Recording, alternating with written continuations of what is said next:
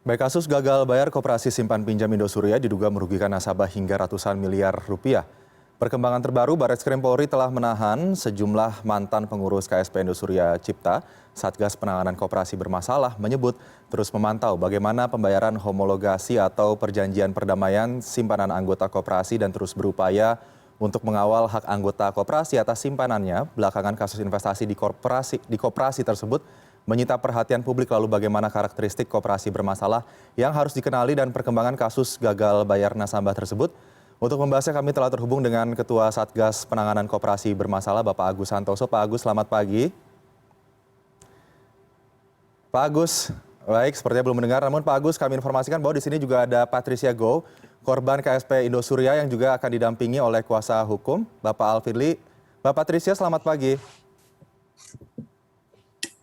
Oke, dan juga sudah ada Mas Alvin Lee ya.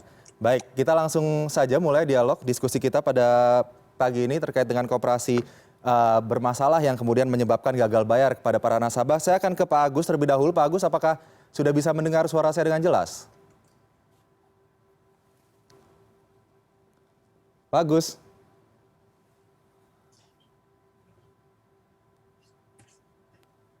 Halo Aldi. Oke, baik. Pak Agus sudah bisa mendengar suara kami dengan jelas ya Pak? Iya, bagus suaramu. Oke, baik Pak. Bagaimana saat ini perkembangan kasus gagal bayar Koperasi Simpan Pinjam Indosuria sejauh ini pantauannya Pak? Ya, Indosuria sebetulnya sejak PKPU mereka tidak terlalu tidak terlalu patuh dalam memenuhi pembayaran yang sifatnya tahapan PKPU-nya ya. Mereka dengan anggota-anggotanya itu melakukan pertukaran aset ya yang menurut pengurus Indosuria sudah mencapai 2,1 triliun. Sebagaimana diketahui Indosuria ini sekitar 15 triliun ya. Tapi menurut pengurus mereka melakukan proses kalau bahasa teknisnya semacam swap aset ya, penyelesaian aset settlement gitu ya, aset settlement antara anggota dengan bukan dengan koperasinya. Ini ada suatu badan usaha lain yang menjadi semacam penjamin atau garantor gitu, namanya PT Sun Capital. Lebih banyak di situ penyelesaiannya, bukan dari pembayaran dari koperasinya sendiri. Seperti itu. Oke, Pak Agus, kami informasikan pula di sini sudah ada Mbak Patricia Goh yang merupakan salah satu korban gagal bayar ya dari KSP Indosuria. Saya langsung saja ke Mbak Patricia. Mbak Patricia, sebetulnya bisa diceritakan terlebih dahulu kepada kami bagaimana iming-iming imbal hasil pada saat kemudian mempercayakan dananya di koperasi gagal bayar ini dan kemudian gagal begitu mendapatkan imbal hasil yang diiming-imingkan. Iya, selamat pagi sebelumnya Aldi, thank you untuk pertanyaannya.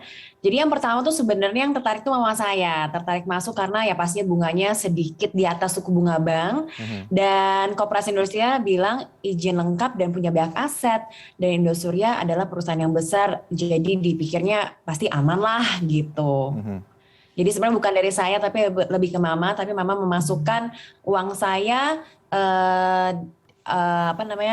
uang saya di Koperasi Indosuria begitu. Baik, Mbak Patricia, pasti selain dengan iming-iming imbal hasil yang besar begitu, yang lebih besar daripada bunga bank yang ditawarkan, pasti ada sesuatu hal lain yang menjadikan ini menjadi sebuah faktor ya, orang tua pada saat itu percaya. Bagaimana sih kemudian sosok dari debitur sendiri pada saat itu ya, maksud saya KSP Indosuria sendiri pada saat menawarkan adanya fasilitas bunga atau imbal hasil yang lebih tinggi dari bank itu?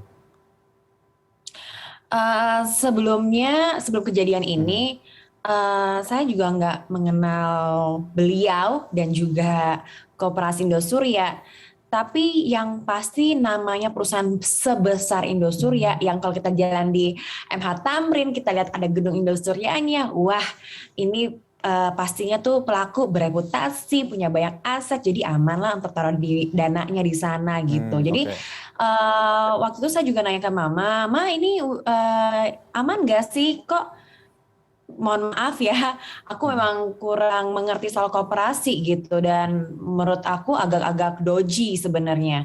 Cuman karena mama bilang, emang ini udah under OJK segala macam. Oh, katanya udah kok gitu. Nah, ini mungkin dari marketingnya juga ya, yang maksudnya mau banget kita untuk masuk, jadinya mungkin dengan Oke, segala cara ya gitu. oke, baik. Cuman ternyata di kertas atau enggak dari apa namanya pengenalan gitu tuh Aha. ada kok gitu. Baik, saya ke Pak Alvin Lee selanjutnya. Pak Alvin, sejauh ini ada berapa banyak kemudian nasabah yang tergabung melaporkan dan ada berapa besar jumlah uang yang saat ini sedang dituntut untuk dikembalikan kepada para nasabah? Jadi kalau total kerugian dari Aha. Indosuria secara keseluruhan itu ada sekitar 5 ribuan korban dan 15 triliun nilai kerugian. Oke. Kalau klien saya sendiri itu beberapa ratus miliar ya, ada sekitar 100-an korban yang bergabung di LQ Law Firm. Perjanjian perdamaian homologasi pada saat ini apakah sudah bisa diterima oleh para nasabah yang mengalami kerugian?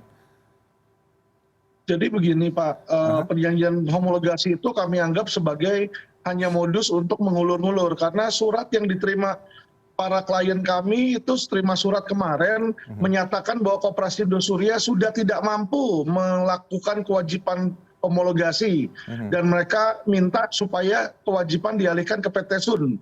Jadi itu sudah diberikan berupa convertible loan, jadi mereka udah angkat tangan, itu sudah menyerah.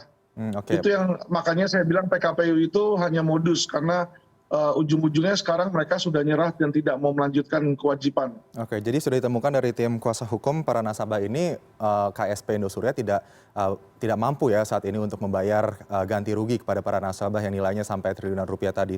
Begitu ya, Pak Alvin? Benar.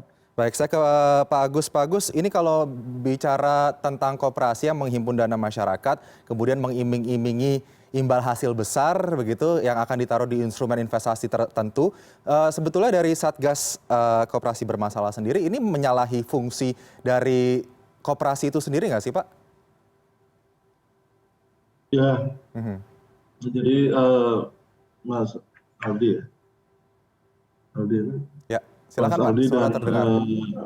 ya, Mhm. Mas Aldi dan para pemirsa sekalian, koperasi simpan pinjam itu kalau secara sistem hukum keuangan itu tidak termasuk dalam jenis lembaga keuangan. Mhm. Koperasi itu adalah community based economy. Oleh karena itulah maka koperasi simpan pinjam itu tidak diawasi OJK.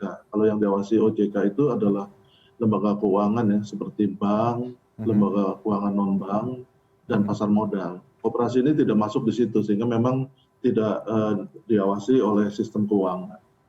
Karena sebagai community based economy atau lembaga pemasyarakatan, gotong royong, musyawarah mufakat, ini adalah suatu SRO ya, suatu self regulated organization yang mereka berkumpul, berhimpun bersama. Jadi ini bukan menghimpun dana publik ya. Kalau mereka menghimpun dana publik itu salah ya, bisa dituntut dengan undang-undang perbankan, jadi disebut sebagai kejahatan ya, ilegal. Untuk menghimpun dana publik harus ada izin dari OJK. Jadi ini kalau menghimpunnya dana anggota, itu karena anggota tadi seperti Patricia dia mengenali koperasinya sehingga dia mau masuk seperti itu. Nah itu seperti itu. Jadi kemudian anggota memiliki suatu forum tertinggi dalam keputusan, pengambilan keputusan, namanya rapat anggota tahunan, di mana mereka menentukan suku bunganya sendiri, mereka tahu ini uangnya mau dipakai buat apa, seperti itu. Itu koperasi yang benar tuh seperti itu. Antara koperasi, ada pengurus, pengawas, dan anggota itu saling mengenal. Karena itu dalam praktek koperasi yang benar, tidak ada orang itu datang ke BELI kemudian ini saya mau nyimpen uang, itu nggak ada. Mereka biasanya udah kenalan dulu ya.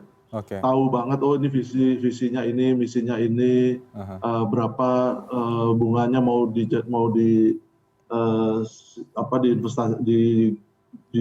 kalau bahasa Sunda diputar uangnya kemana gitu ya. Maksudnya kalau simpan pinjam itu ya, kalau misalnya penyimpannya ada 100, ya dipinjamkan kepada 100 orang lagi gitu. Jadi itu memang kegiatan tolong menolong ya kalau koperasi itu. Koperasi itu bukan tempat investasi, itu yang karena koperasi ini kan ada di paling bawah, paling atas itu kan bank, industri keuangan non bank, pasar Baik. modal. Jadi Pak Agus Koperasi ini harus kan kita paling bisa bawah, garis jadi bukan bawahi ya bank. Pak, jika ada kemudian koperasi simpan pinjam yang menawarkan sebuah instrumen investasi, memutar uang kepada para anggotanya dengan imbal hasil iming-iming hasil tertentu, dan kemudian mengatakan quote unquote begitu mereka sudah mengantongi izin dari OJK, bahwa sebetulnya tidak ada Oh, koperasi yang mengantongi izin dari OJK untuk kemudian nggak ada. memutar uang, begitu ya Pak ya? Nggak ada. Koperasi itu Oke. tidak diawasi OJK. Koperasi itu yang ngawasi ya pengawasnya Oke. sebetulnya. Oke, baik. Yang Ada diawasi pengawasan, oleh mereka itu ada 3, ada pengawas, Aha. ada pengurus ya, dan ada anggota gitu. Oke, ini harus menjadi informasi juga bagi masyarakat karena banyak sekali kemudian yang Iya, menempel masyarakat nama harus OJK. teredukasi. Mhm, Iya. Ya, kalau Indosuria grup yang lain yang menjalankan bisnis sebagai lembaga keuangan, karena ada industri sekuritas atau mungkin PPR gitu ya, ya itu di bawah OJK, tapi tidak untuk KSP-nya. Baik, saya ke Mbak Patricia. Selanjutnya Mbak Patricia, ini terkait dengan alokasi untuk investasi yang dilakukan oleh KSP Indosuria pada saat itu. Apakah ada keterangan Mbak, kemana sebetulnya uang yang ditaruh di sana akan diputar atau diinvestasikan? Nah, itu menjadi pertanyaan saya. Ketika saya disomasi, saya bertanya dengan lawyernya bernama Pak Fajar. Pak Fajar, saya mendapatkan UU ITE karena saya menyebutkan nama beliau, Bapak HS. Saya menyebutkan bahwa, hey markomnya Koperasi Indonesia, Koperasi Indosuria yang punya Pak HS.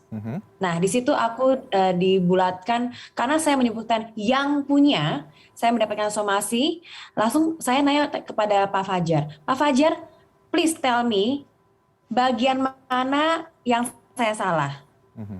Dan beliau mengatakan bahwa karena saya menyebutkan yang punya Koperasi Indosuria adalah Bapak HS. Dan by law in Indonesia, koperasi adalah yang punya anggota. Anggota adalah saya. Saya bertanya kepada Pak Fajar, kalau memang saya anggotanya, kenapa saya tidak tahu aliran dana saya kemana? Setiap kali saya bertanya, tidak ada yang bisa menjawabnya. Mismanagement kalau saya bertanya dengan Bapak HS. Oke. Gitu. Baik, jadi tidak ada informasi ya. Saya ke Pak Alvin. Pak Alvin, jika kemudian terjadi seperti itu, tidak ada informasi uangnya akan dialirkan kemana, sebetulnya apa nanti akan dituntut ke depannya oleh kuasa hukum ini? Dan tadi juga sudah dikatakan bahwa kuasa hukum para nasabah ini sudah sepakat begitu ya, bahwa nampaknya KSP Indosuria tidak bisa membayar ganti rugi nasabah ini. Iya, makasih Mas Aldi. Jadi dari tim kami ya, kalau dari LQ ini yang tergabung ada beberapa ratus miliar kerugian, klien kami ini kami mengajukan tuntutan pidana ya. Jadi kami sudah melaporkan polisi di tahun 2020, di mana Henry Surya itu sudah menjadi tersangka dugaan penipuan, penggelapan, tindak pidana perbankan, dan pencucian uang, Pak. Dan yang terjadi di sini adalah uang yang seharusnya menjadi simpan pinjam para anggota koperasi itu diduga dialirkan keluar, dan salah satunya PT Sun Capital ini ya. Jadi aset-aset yang ditawarkan untuk settlement oleh Sun Capital ini patut diduga merupakan hasil tindak pidana. Jadi masyarakat harus waspada jika ditawarin settlement, karena sudah ada beberapa aset, 3 aset yang sudah dibaliknamakan ke nasabah dari Sun Capital, yang dimana itu disita lagi sama polisi. Jadi di sini waspada masyarakat supaya jangan kena 2 kali, dan hanya bisa diselesaikan kasus ini melalui jalur pidana karena sudah tidak adanya iktikat baik, Mas. Baik, saya ke Pak Agus. Pak Agus, ini terkait dengan selanjutnya perlindungan bagi nasabah ya yang sedang diperjuangkan pada saat ini. Bagaimana Satgas Pengawas Koperasi Bermasalah ini bisa, apakah ada jaminan kemudian nasabah ini bisa mendapatkan perlindungan atas kerugian yang hilang karena adanya gagal bayar Indosuria ini? Pak Agus? Nah, kalau Satgas itu sebetulnya baru sekarang ini ada ya. Ya. Sebelumnya itu karena tadi sebetulnya koperasi itu karena self regulation organization diserahkan kepada instrumen hukum yang berlaku, karena instrumen hukumnya atau negara itu hadir itu pilihannya memang keperdataan, yaitu kalau kebetulan memang undang-undang PKPU tidak mengatur secara jelas mengenai badan hukum yang bisa diajukan PKPU ya. Sehingga koperasi simpan pinjam itu kemudian dalam praktek masuk ke perdataan itu memakai undang-undang PKPU untuk akhirnya antara penyimpan yang anggota itu kemudian seolah-olah berkedudukan sebagai kreditur dan pengurus itu seolah-olah berkedudukan sebagai debiturnya. Tapi oleh hakim kemudian oleh hakim pengadilan niaga tetap diputus, mereka bersepakat menyepakati suatu perjanjian perdamaian yang disebut sebagai homologasi. Jadi dari Di luar itu homologasi ya, tersebut ya Pak. memang kalau ya, jadi di luar itu memang anggota juga ada yang melalui Pak Alvin ini melaporkan kepada kepolisian sebagai tindak pidana penipuan, penggelapan, tindak pidana perbankan dan pencucian uang. Baik. Kalau yang urusan Satgas, walaupun di dalam Satgas itu ada Brigjen Wisnu sebagai wakil saya di Satgas, tetapi kita wewenang itu tetap masing-masing. Kalau untuk yang pidana ya tetap ditangani oleh Barreskrim, Polri, sedangkan kami mencoba mengawal sebetulnya tahapan pembayaran PKPU-nya. Nah, pembayaran PKPU ini karena sifatnya keperdataan, memang kelemahan utamanya itu tidak ada sanksi ketika tahap 1 terlampaui, tahap 2 terlampaui, itu tidak ada sanksi yang tegas. Ini kekurangan dari Undang-Undang PKPU. By the way, Undang-Undang PKPU ini sedang dalam proses pembaruan, jadi ke depan saya tentu akan ini menjadi lesson learned yang sangat berharga bagi kami untuk memperkuat Undang-Undang PKPU dalam perlindungan masyarakat. Ini lesson learned yang sangat berharga. Kemudian mungkin terakhir untuk Pak Agus, bagaimana kemudian apa yang harus diwaspadai oleh masyarakat umum apabila nantinya ada kejadian serupa yang menimpa masyarakat begitu, ada koperasi simpan pinjam yang menawarkan iming-iming besar begitu dan menyalahi fungsi dari koperasi itu sendiri. Ya, kami sangat prihatin kalau orang mendirikan koperasi bukan dengan tujuan untuk kesejahteraan anggota ya, tetapi untuk digunakan sebagai sarana kejahatan ya. Saya kira saya sepakat dengan Pak Alvin Lim kalau yang sudah kejahatan ini ya dibawa ke kepolisian. Tapi coba nanti tolong ditanyakan ke Pak Alvin Lim untuk menyampaikan kalau sudah ke polisi kemudian aset itu disita, dirampas gitu, apakah nanti bisa kembali ke anggota atau tidak? Bagaimana Pak Alvin Lim itu mau melindungi kliennya untuk bisa mendapatkan kembali barang-barang rampasan nanti dari Polri dan dari persidangan pidananya ya. Mohon mungkin Pak Alvin Lim juga memberikan pencerahan dalam hal ini. Terima kasih. Apa Pak kemudian yang harus diperhatikan oleh masyarakat ke depan yang harus diwaspadai modus-modus tertentu dari koperasi? Ya, orang kalau mau jadi anggota salah satu prinsip penting dari berkoperasi itu adalah pendidikan koperasi, mengenali koperasinya, mengetahui bisnisnya ya. Jadi jangan menganggap koperasi simpan pinjam ini seperti bank atau seperti tempat investasi gitu ya. Cuman melihat tingkat bunga gitu, jangan, tapi harus kenal sama orangnya, lihat jadi anggota 3 bulan dulu gitu. Kira-kira serak atau enggak, karena koperasi ini bukan tempat investasi, bukan, dan bukan jadi ini harus pemikirannya tuh kalau masuk koperasi itu bukan mencari bunga setinggi-tingginya. Pemikiran masuk koperasi itu untuk saling mensejahterakan, karena ini adalah lembaga gotong royong ekonomi. Gitu. Baik. Nah, jadi bukan sistem yang seperti perbankan atau pasar modal atau industri keuangan non bank, bukan. Ini adalah lembaga ekonomi masyarakat ya. Lembaga ekonomi masyarakat yang sifatnya gotong royong untuk menyejahterakan anggota tapi tidak diperbolehkan. Iya, itu dia tujuannya. Jadi bukan untuk misalnya cari selisih bunga gitu, bukan, itu bukan tujuan. Itu keliru mindsetnya kalau seperti itu. Baik, Mbak Patricia terakhir, bagaimana Mbak Patricia, apa pesan yang ingin disampaikan mungkin kepada Satgas penanganan koperasi bermasalah, kepada penegak hukum, dan juga kepada masyarakat luas juga agar tidak mengalami kejadian serupa? Oke, kalau dari saya sih yang pastinya pengennya ada keadilan deh ya.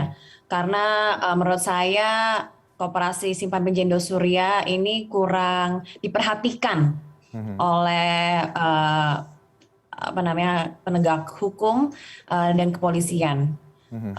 Karena ya kalian bisa lihat lah ya, seberapa jomplang ketika mereka mencari dan menguliti Indra Kents dan juga Doni Salmanan gitu. Sedangkan koperasi Indosuria,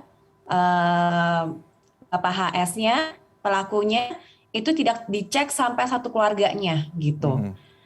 Dan mereka tidak memberitahu bahwa ke korban-korban, ke anggota, misalnya beberapa barang yang sudah disita itu juga masih ada hutangnya. Kalau misalnya mereka nggak bisa bayar hutang ke bank, itu gedung juga diambil sama bank. Terus gimana bayar ke kita semuanya? Gitu. Jadi saya berharap penegak hukum, kita semua masyarakat Indonesia kita harus melihat kasus ini dan kita nggak boleh kendor. Baik. Karena kita mau keadilan yang benar-benar adil. Penanganannya harus sama gitu. Baik. Itu aja sih kalau dari saya. Ya, karena nampaknya juga lebih besar ya kerugian yang dialami oleh para nasabah KSP Indosuria yang terkena gagal bayar ini ya Mbak Pat. Yes. Baik. Oh ya Aldi, sebenarnya mereka sudah berniat damai, berniat baik untuk mengembalikan uang kita. Tetapi caranya begini loh, mengembalikan aset atau memberikan aset. Jadi misalnya saya kan ada 2M, ya kan? Jadi saya harus men-top up-kan 2M lagi. Oke, Gitu. baik. Harus top up lagi agar mendapatkan uang yang akan dijanjikan itu ya. Oke, baik. Baik, Iya, Mbak Pet, mohon maaf waktu kita you giving me back terbatas my ini. money, jadi aku harus kasih duit lagi gitu.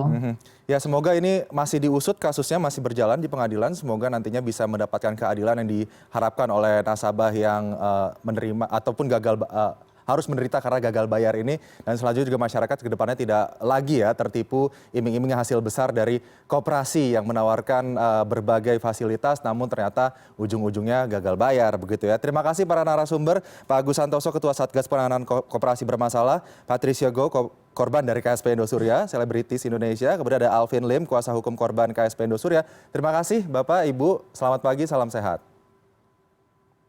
Thank you. Terima God kasih. bless.